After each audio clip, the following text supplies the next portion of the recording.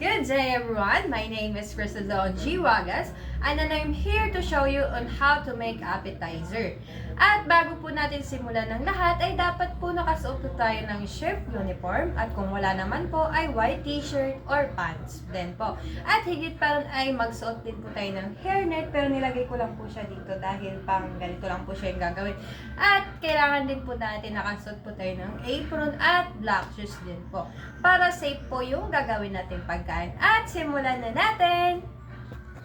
Ito po yung dynamite na gagawin natin, pero bago po natin simulan, ihuhugasan muna at tatanggalin yung mga buto para hindi po para pag dinayin po natin ay hindi po siya maanghang.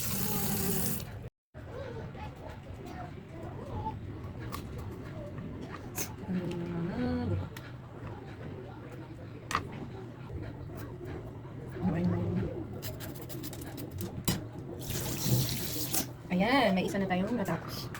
At ayan na yung finished product ng green chili natin. Natanggalan na natin ng mga buto at ang susunod natin gagawin ay lalagyan natin ito ng cheese. At ang next natin gagawin ay kuhain yung cheese para ilagay natin sa green chili natin.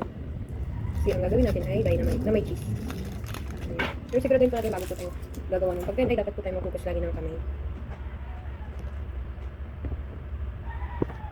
Ayan lang po, pakib siya tapos ilalagay natin sa gitna ng chili natin. Ayan. Ganyan lang po lahat. At ayan na po, nalagyan natin ng cheese sa gitna. At ang next natin gagawin ay babalutin natin siya ng lumpia wrapper. At ito po yung lumpia wrapper natin. Medium size lang po yung binili ko.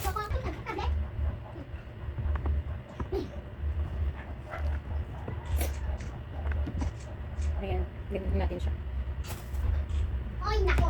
Sabi, tama na! Hindi mo tayo ba ako?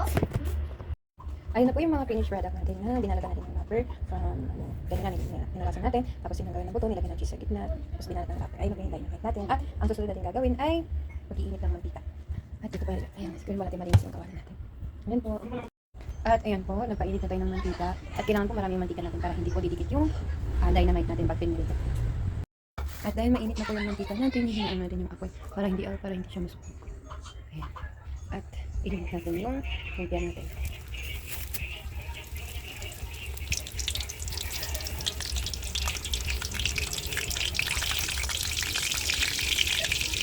Ayan.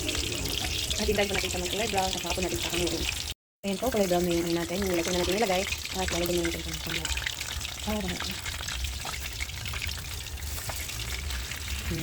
At ito na po yung finished product natin. Ayan po, sakto lang po yung pagka-brown niya. At ito po ay pagka-toast. At hindi po siya sa. At ito naman po yung sausawan na ginawa ko. Suka, may asin at sili. Bagay po ito sa dynamite natin.